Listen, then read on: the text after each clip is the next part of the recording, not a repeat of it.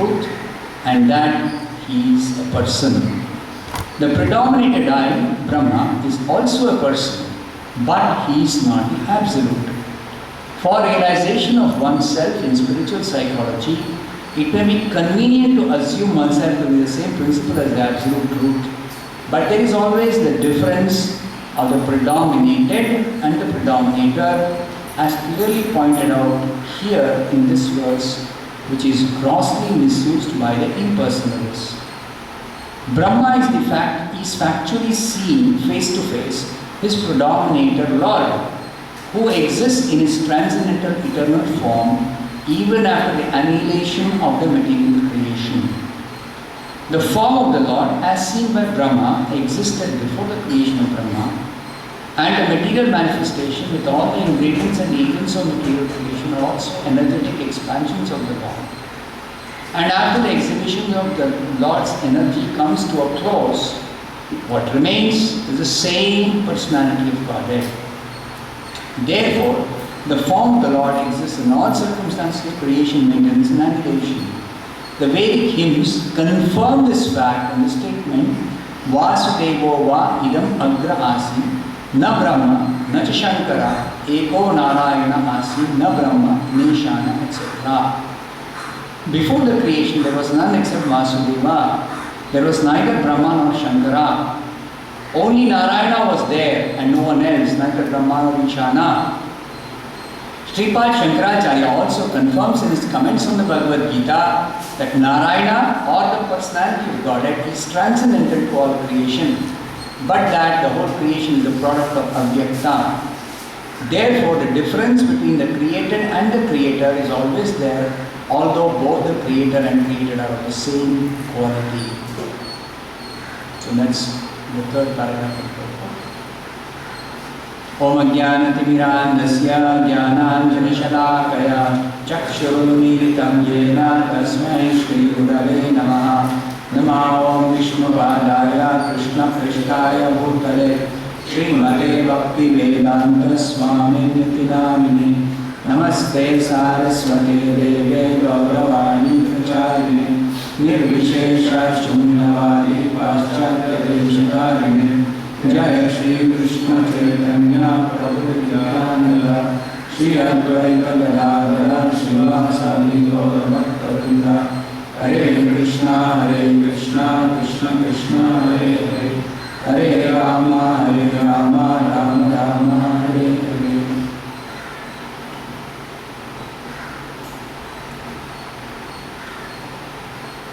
So as I was explaining yesterday, the truth about Krishna, or the personality of Godhead, the Supreme Person, is being explained in the Bhagavatam very elaborately, and particularly in these 4 verses called the Chatushloki Bhagavata. This particular fact is explained that the absolute truth is the Supreme Person.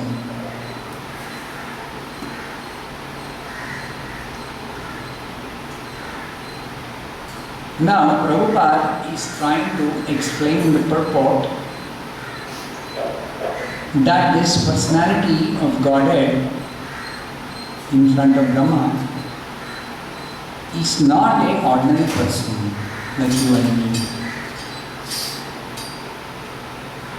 He is completely transcendental personality. And what is the reason to say he is a transcendental person? He is not a person like any other created person. So the arguments or the explanations are supported in so many ways. One of the ways is to go by the verse itself. You see the context of this verse.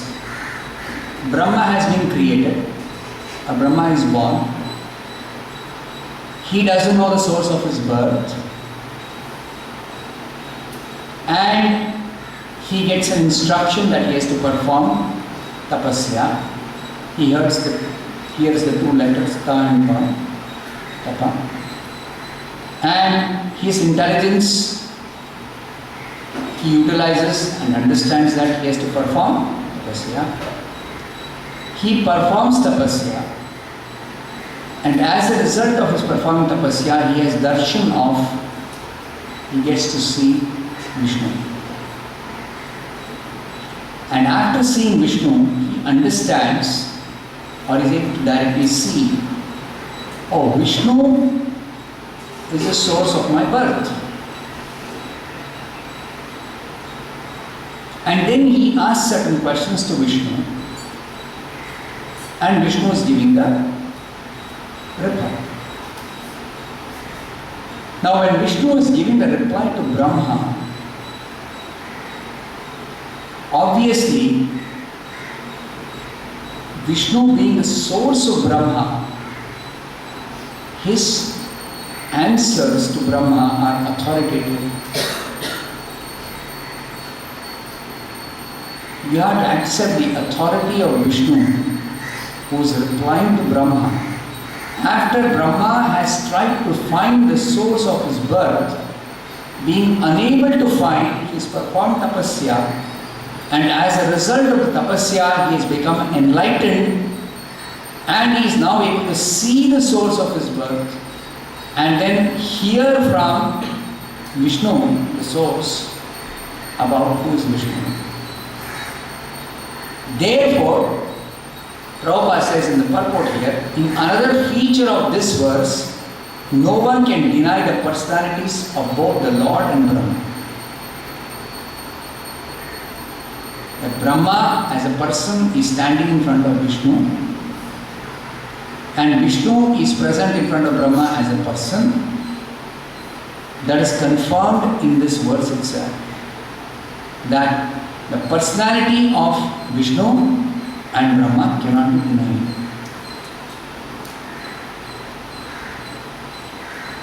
Now, their personality is spiritual,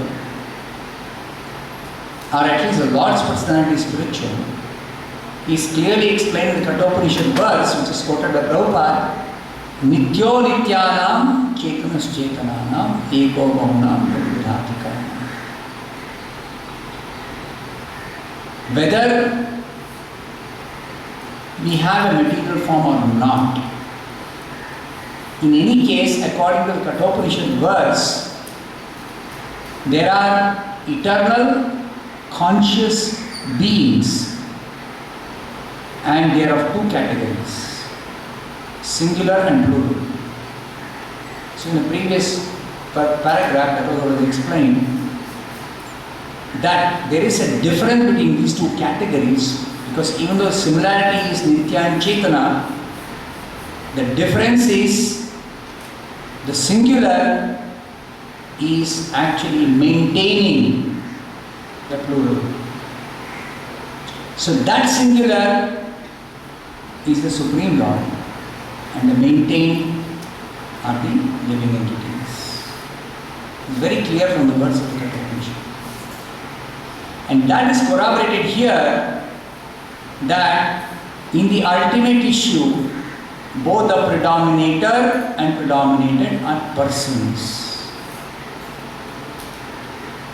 Predominator is the Lord, who is the maintainer.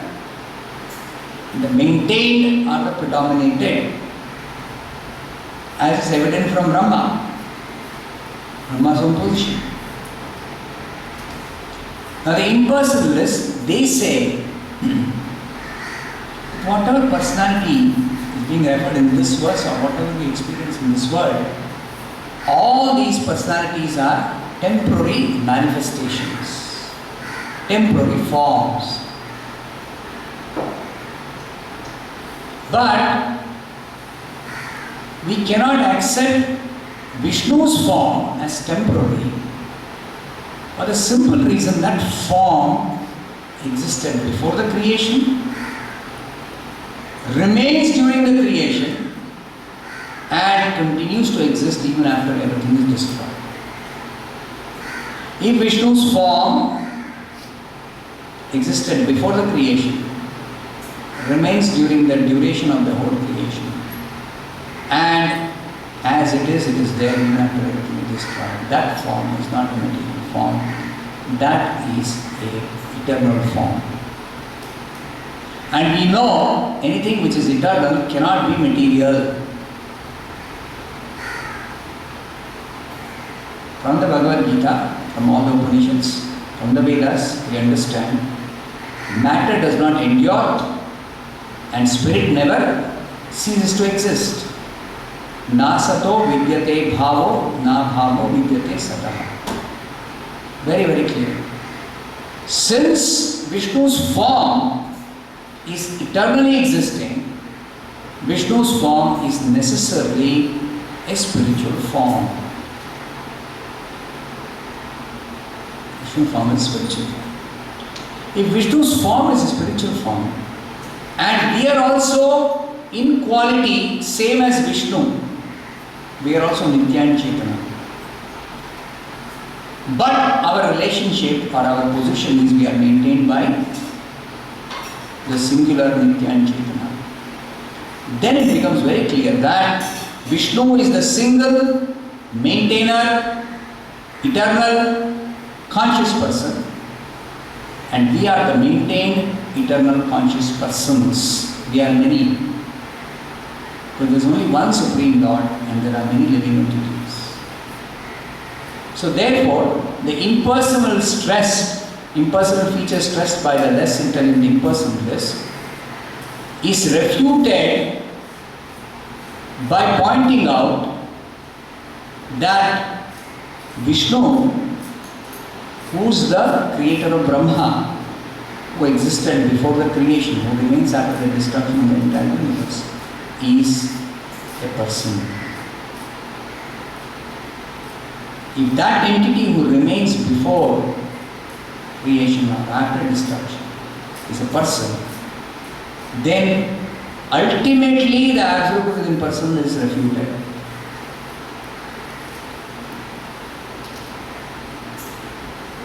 Now, for realization of one's own self, if one thinks I am equal to God in terms of quality, then that is helpful, it's conducive. To separate ourselves from the ahaмкara that I am matter or I am this material body, which is very, very strong feeling or big misunderstanding that is there in every person's consciousness. What is the greatest misunderstanding that exists in this world? Everybody thinks he is a body. So, to convince anybody interested in self-realization, to convince that person that you are not the body, you are not matter. It is stressed in the Upanishads that you are one in quality with the Lord or the Absolute Truth, who is completely spiritual. So Prabhupada says, for the realization of oneself in spiritual psychology, it may be convenient to assume oneself to the same principle as the Absolute Truth.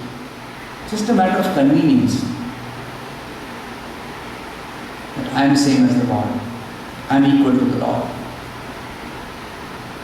It's a matter of convenience. But there is always the difference of the predominated and the predominator. Vishnu or God or Absolute Truth is always the predominator, always the dominator, always the maintainer, always the Lord, always the controller, always the master.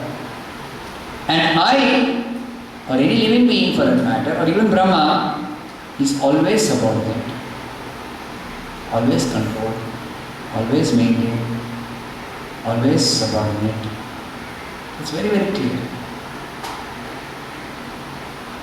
Now, Brahmā is actually seeing face to face a predominated Lord who exists in his transcendental eternal form even after the annihilation of the material creation. We know after the whole universe is destroyed, creation is destroyed, nothing material in form will remain. No material form will remain. Including from Brahmā will not remain. That you know from the scriptures. So if nothing material remains after everything is destroyed, and if Vishnu remains and he has got a form, then what is the conclusion? Vishnu's form is spiritual, Vishnu's form is eternal, Vishnu's form is non-material. So therefore, the form seen by Brahmā is a transcendental form, spiritual form. And this entire material world which we see is a manifestation of the energy of that Supreme Person. Because he has multifarious energies as explained in the Upanishads and all the other scriptures. And his energies are manifesting different varieties, especially in this material world. So those varieties are made of the energy. And the Lord remains the source of that energy, the basis of that manifestation. So therefore, as confirmed in the Vedas also, the Vedas are confirming the statement that Vasudevova idam agra asit. This is a very statement. Now the same thing Krishna is telling, aham, evāsam, evāgre.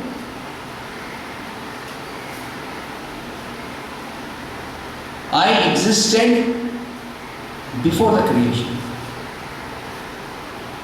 And same thing is told in the Vedas, Vasudevava idam agre asit. Vasudeva existed before the creation. Na Brahma, na cha Shankara. Brahma and Shiva did not exist. Another statement. Narayana asi na Brahma neshana. Narayana existed before the creation, but Brahma and Shiva did not exist. So, before the creation there was none except Vasudeva or Narayana or Vishnu. Only Narayana was there and no one else. And Shankaracharya in his commentary in the Bhagavad Gita, what does he say? He says that Narayana param avyaktat. It's a bit of Shankaracharya in the Bhagavad Gita. Shankaracharya is an impersonalist. But he says in the Bhagavad Gita, in the beginning, or in the commentary in the beginning, Narayana is transcendental to this material creation. Because the material creation is coming from avyakta. Before this creation, what was there? Material energy in the unmanifest form. So then the unmanifest form became manifested as first the ingredients, and those ingredients were acted upon by the three gunas, and then the variety was produced. Therefore, in the scriptures it is said, sad-asat, which is described in this verse, cause and effect. Sorry, effect and cause. Sat is the effect, asat is the cause. The material creation which is produced at the beginning of the creation, whatever is produced, the cause is material nature itself. Everything is a product of material nature. But the cause itself is material nature. So both the cause and effect are material. But still, transcendental to this cause and effect, sad-asat param, is Vishnu or Narayana, or the personality of God.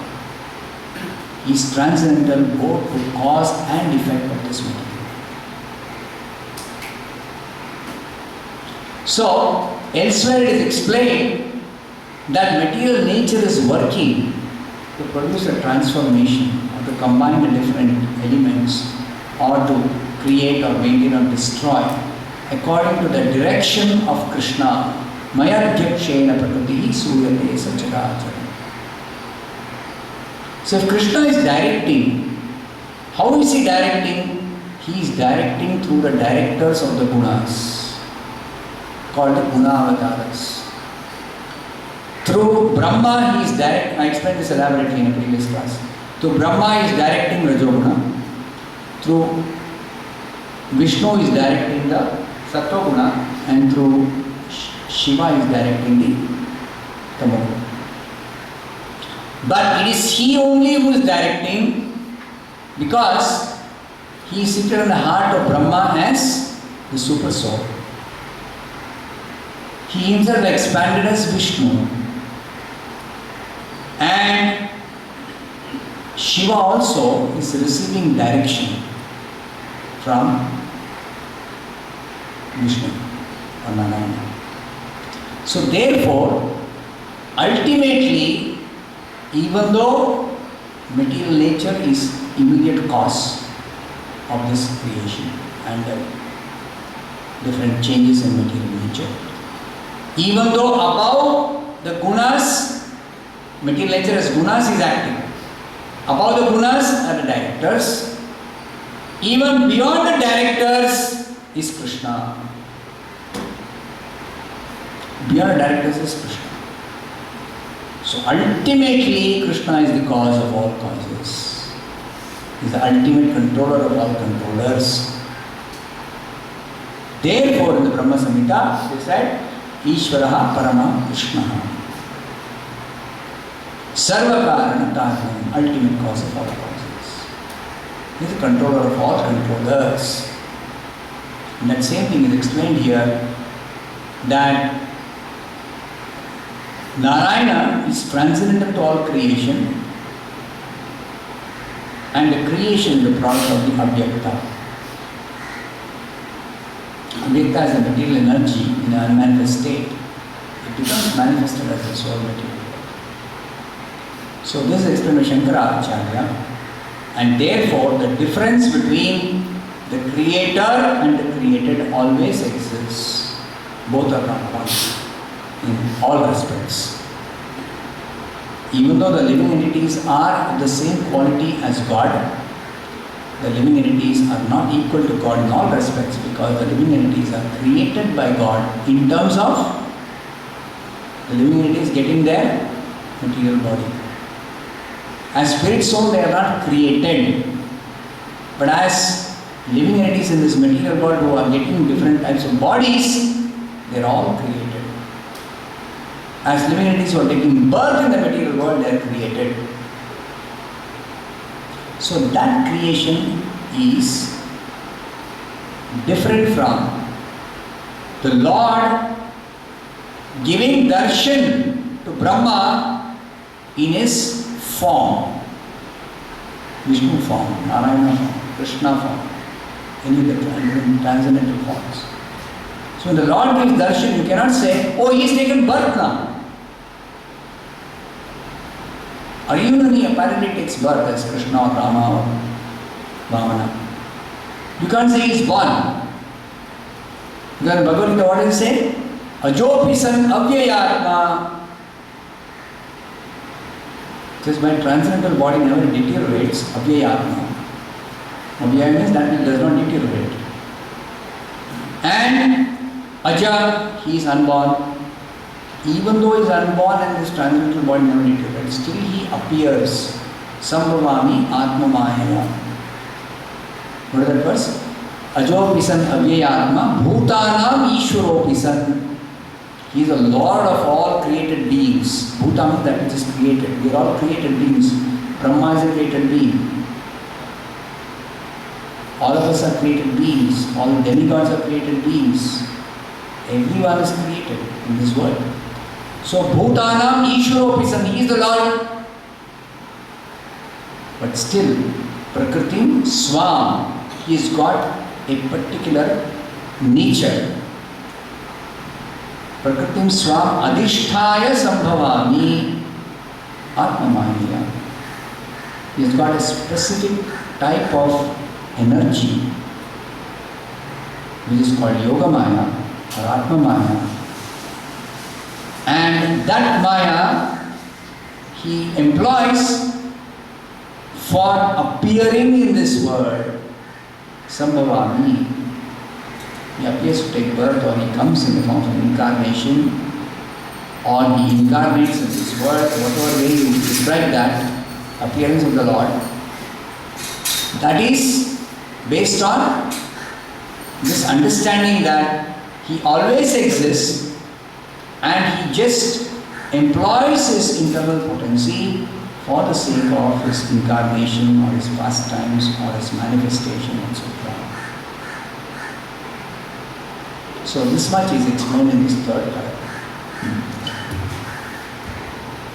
Any questions?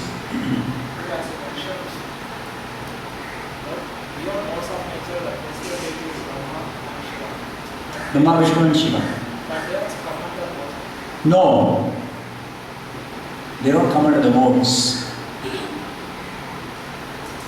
By the grace of the Supreme Lord, Brahma, Vishnu and Shiva don't come under the influence of the modes. Though Brahma and Shiva are subject to the influence, they are subject to the influence because their position is such. But by the Lord's mercy, they don't come under the influence. Only then they can do the work of directing. If they themselves come under the modes, then how can they direct? They will not be able to direct. Therefore, by the grace of the Supreme Lord, for the sake of direction, they don't come under the modes.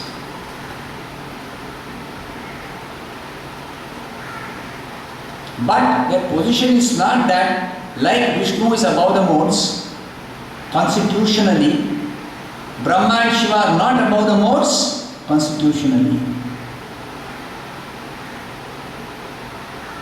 They may come under the modes. It happens sometimes. But they have protection of Vishnu. If Brahma thought Krishna is an ordinary boy, and what did he do?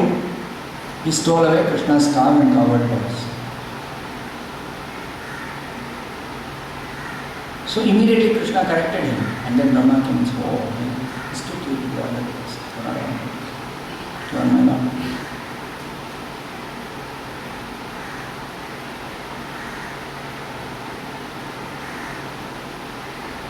Shiva thought Mohini Murti is a beautiful, enjoyable woman. Let me try to enjoy her. And then he realized after he tried, oh, this is my Lord. It's not enjoyable for me. Sometimes Brahma and Shiva, even though they may come under the influence of the gunas, still for the sake of directing the gunas as directors of the modes, they are protected against fall down or influence by the grace of the Supreme Lord. And that same thing applies for all of us. If we have the mercy of the Supreme Lord, we can expect that we will be protected by the Lord and we will not fall down, and we will not become entangled in mind, in illusory energy. Krishna says that in Bhagavad Gita, "Māmeva ye prapadyante māyām etat taranti." Anybody who surrenders to Krishna can cross over the influence of this illusory energy. So Brahma and Shiva are completely surrendered to Krishna. So they are always protected.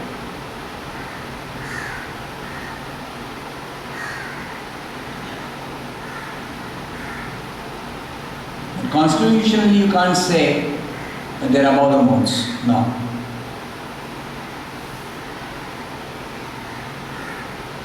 Vishnu or Krishna or Narayana, they are always above the modes because they are the controllers.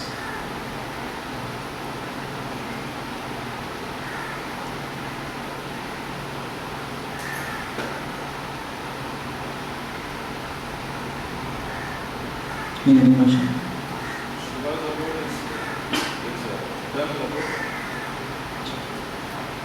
Now Shiva's position is not exactly like that of a Jiva, neither his position is like that of Vishnu. He is in between position. He has certain functions which he performs as an incarnation of Vishnu. And certain functions he does as a living being completely controlled and directed by Krishna. So he's got this dual function, because one particular function of Shiva requires that he come in contact with the material energy. Vishnu never comes in contact with material energy. Vishnu always is the controller, director of material energy, but he never comes in contact. So when there is a need for Vishnu to come in contact with the material energy for the sake of certain purposes in the material world, then it is Shiva, who is another form of Vishnu, who actually contacts material energy and makes the creation possible. So that form of the Lord, who is an expansion of Vishnu for the sake of his material creation, who comes in contact with the material energy, is called Shiva. Prabhupada says Shambhu principle. Shambhu principle is that he simultaneously Vishnu and not Vishnu.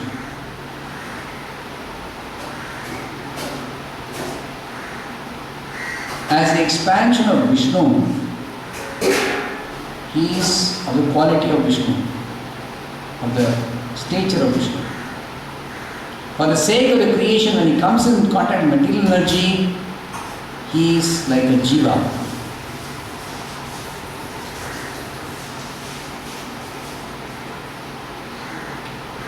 So he is both.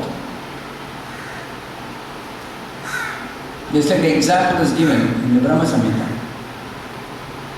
Yogurt, dahi, is same as milk and different from milk. Because dahi, same as milk, is a product of milk only. But still, dahi has got its own different quality than milk.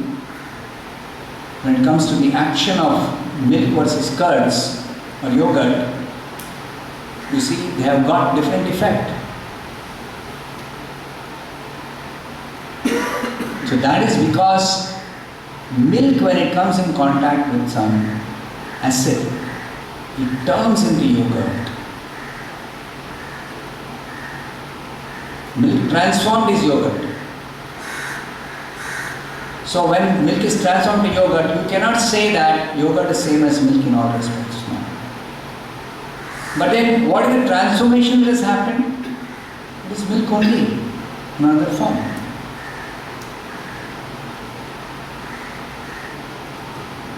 It is milk only.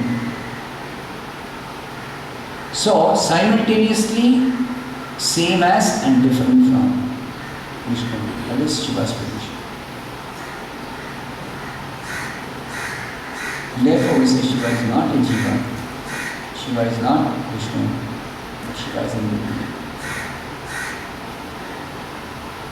And it is for a specific purpose or reason why Shiva is in an intermediate position, in a jiva and a Vishnu.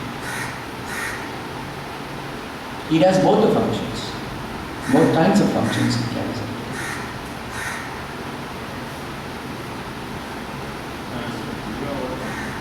Jiva? Creating this material world by contacting my Durga. That is another function. That's a director of the guna.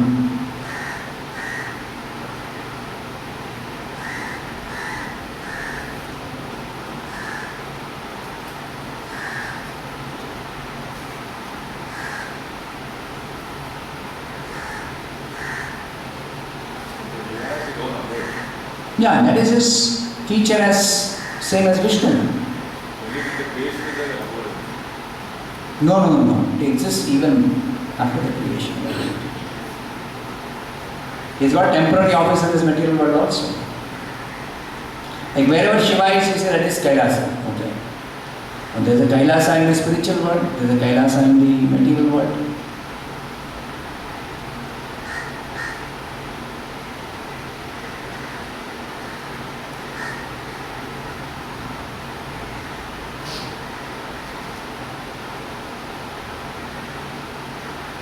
It's difficult to understand Shiva's position because he has some attributes of Vishnu and some attributes of Jiva, and he has got many different functions also that he performs.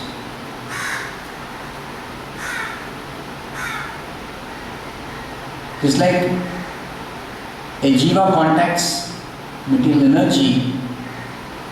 Jiva is subject to bewilderment by the material energy. Therefore, you see Shiva, when he contacts material energy, to avoid bewilderment by the material energy, he engages in meditation on Sankarshana. See, picture of Shiva sitting with Rudraksha Mala. He is meditating or doing japa. On whom is he actually fixing his attention? Fixing attention on Sankarshana, the Supreme Lord. Why that? Because when he contacts material energy, he is subject to bewilderment. Just like when we chant Hare Krishna, we can transcend the influence of the gunas. That's the characteristic of Jiva. Jiva, when he contacts material energy, he is subject to bewilderment. But if a Jiva wants to avoid bewilderment, what should a Jiva do? He fixes attention on Krishna, Supreme Lord. Similarly, when Shiva contacts material energy, like a Jiva, he is subject to bewilderment. And therefore, he engages in devotional service. That's why we have statements like Shiva is the greatest devotee. Vaishnavānām yatha. We see Shiva performing devotional service.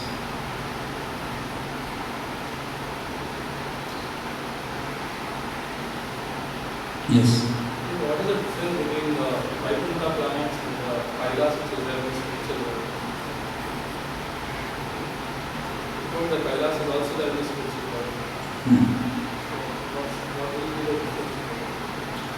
Shiva's feature as Vishnu, that feature is distinctly different from Vishnu himself. Even though he shares some attributes, he is not Vishnu. Whereas Vaikuntha, Narayana or Vishnu, he is completely transcendental, eternally so.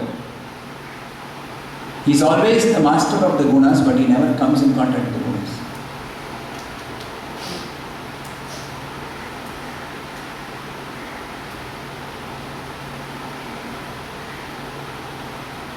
It's like Jiva cannot create this material world, and Vishnu never comes in contact with the material world even though he is the creator.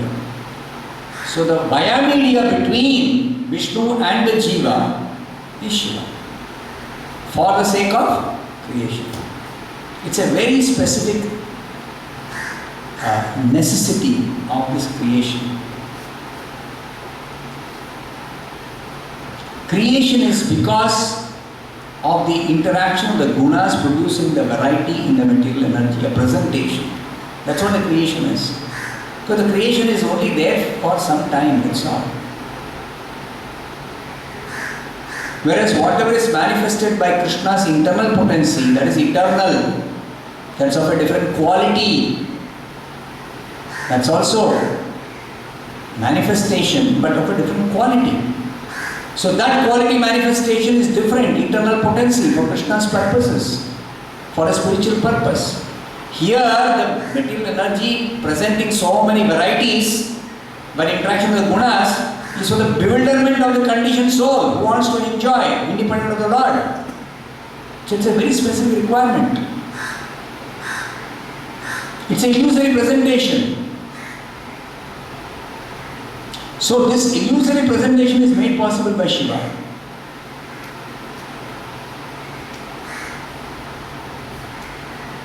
Because even though the gunas are interacting, the gunas cannot interact and produce the changes unless there is a touch of spirit. Matter cannot act by itself. Matter has to be touched by spirit. So that junction point where matter and spirit touch, that is called ahaṁkara. Like this body, for example. Now this body is matter, I am spirit. Where is the junction point? As spirit I am completely aloof from this body. As matter, this body is completely separate from spirit. The two never mix. But still there is a junction point. And because of the junction point, I think I am this body. I think this is my hand. I am able to move this hand. So many things are happening, correct? Where is the junction point? Is there a junction point? Yes. Which is the junction point? Ahaṁkara. So Shiva actually is at ahaṁkara. Because of the whole creation takes place. As far as the individual bodies are concerned, there is the ahaṁkara of the individual jiva, because of which this body exists, our body is given, our body is created, and the jiva is made to feel, I am this body. What about the entire universe itself? What about the ahaṁkara of the universe? Somebody is there thinking, I am the whole universe. Somebody is thinking like that, and because the universe exists as a body, who is that? Shiva.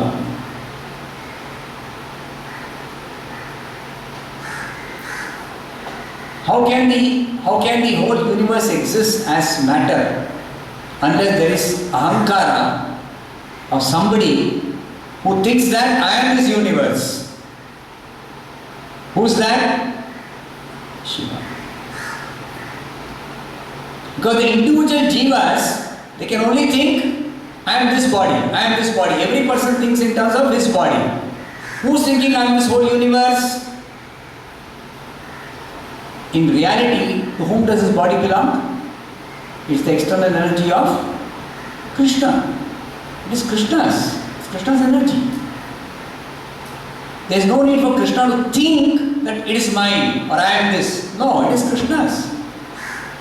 But still I am thinking this is my body or I am this body or this is my body. I can think two ways. Either I can think I am this body or I can think this is my body. Both ways, what is the basis of this thought? Ahaṁkara. Correct? It's due to ahaṁkara only I am able to think this is my body or I am this body. Correct? Similarly, this whole universe actually belongs to whom? Krishna. And specifically, how does it belong to Krishna? Krishna's material energy. Correct? But still there is illusion. This illusion, somebody is thinking this is my body or I am this body. Like that, this whole material creation itself, at different levels, there are personalities who are thinking, I am this whole creation. In terms of the material creation that has taken place. Who is that personality who is thinking like that? Somebody is thinking like that. Krishna, there is no question of thinking. It is Krishna's only. I belong to Krishna, this world belongs to Krishna, everything is Krishna's. But somebody is thinking because of the creation has been made possible. And there is no need for creation. So that personality who thinks, I am this world, the entire world, which is created, that is Shiva. You understand? Just like your body is not your body. Whose body is it? It's made of matter in a particular form. Whose is it? Krishna's. Nobody's, right? It's not mine. It's not belong to any demigod. It doesn't belong to any person other than Krishna. But still, there is a sense of identity called this body is mine or I am this body. What is the source or basis of that sense of identity for me or for you or for anybody? The ahaṁkara. Correct? Because of the ahaṁkara, there is a specific form of this body and there is a specific function of this body. See, I think it is my hand because I can use this piece of flesh and blood and bone like my hand. I can use it. I can use it with this book. I can use it to hold something. I can take some food and put it in my mouth. It's made possible because of my ahaṁkara. See, because of ahaṁkara only, this hand is acting like hand. Otherwise, it did not act like my hand. Even though, let us say, functionally it is the hand, it did not act like my hand.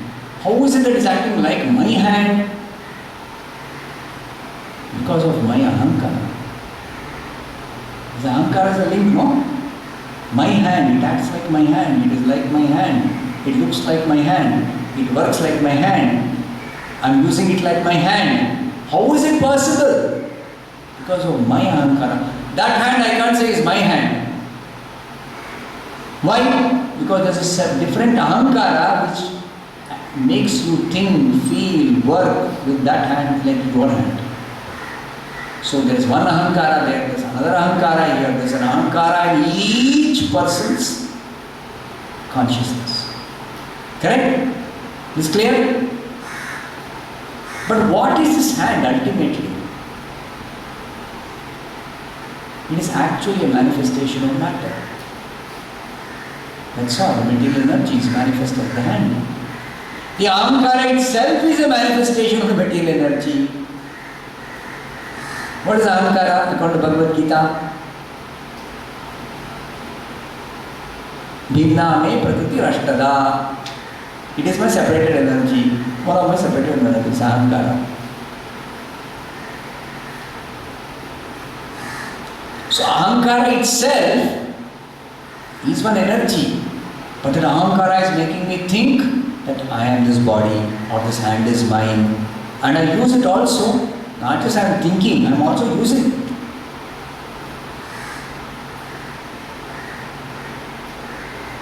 So the original ahaṁkara for the entire creation is Shiva or Shiva's ahaṁkara. If we consider Shiva as a person like you and me, then it is Shiva's ahaṁkara.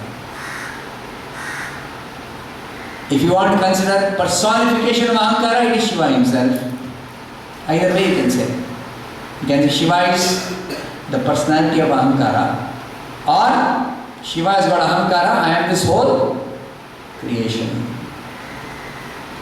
For Vishnu or Narayana or Krishna, the transcendent personality of Godhead, who is a real owner, whose energies are all these material elements, including ahaṁkara, for them there is no question of ahaṁkara. Krishna need not think he is this material energy is. Actually he is. In any state, in any condition. Because ahaṁkara ceases to work as soon as the whole creation is destroyed. Ahaṁkara ceases to exist. As ahaṁkara, it becomes the material energy, unmanifest state, that's okay. But as ahaṁkara, when it exists, I exist. But my ahaṁkara is not there. So even though matter may be there, just like a person dies, body is there, the person can no longer identify with the body. Correct? He cannot identify with the body is there, but he can't identify. Why? The ahaṁkara is identifying with some other body. Ahankara identifies some other body. That's why he can't identify with his body. That's why he can't use the body. That's why he can't claim the body is mine or I am this body. He can't claim. He'll lie there as a piece of flesh and skin and bones and everything, subject to decay. The regular material laws. As long as Ahankara is there, is my body, this body will not decay. Same material nature.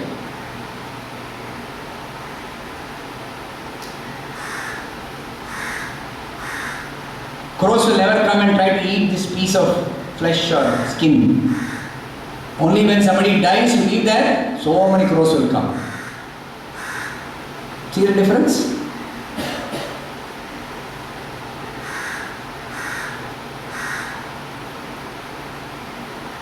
Is it not? Shiva's ego is false ego. Huh? False ego. So is it false ego? Yes, Ahankara. Is he also conscious, like we are conscious? He's also conscious. Now, in his feature as a jiva, he thinks that he is the entire universe and the entire material creation. In his feature as Vishnu, he understands that actually it is the function of the Ahankara which makes somebody think, why I am this body or this body is mine.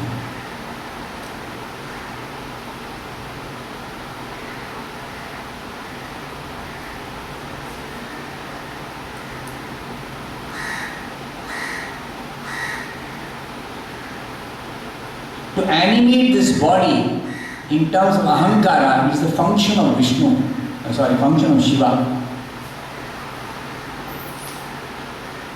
It is Shiva who makes each person think in terms of the Ahankara, I am this body or this body is mine.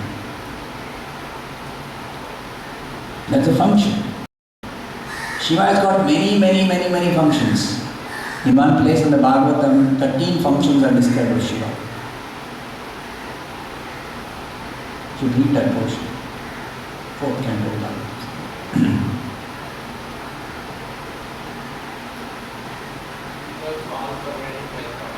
Huh? Obviously. Ahankara is everywhere.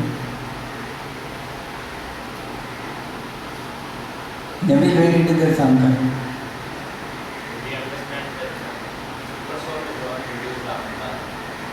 Super soul as the master of Shiva, or the origin of Shiva, the controller of Shiva, or the source of Shiva, yes. As I said, ultimately this body is Krishna's, but I also identify this body as mine. The demigods who are controlling the body identify this body as theirs, under their control. Above the demigods is Shiva, he identifies, and above Shiva is Krishna. Ultimately is the owner. So different levels of claiming the ownership or control of. It's not such a simple thing.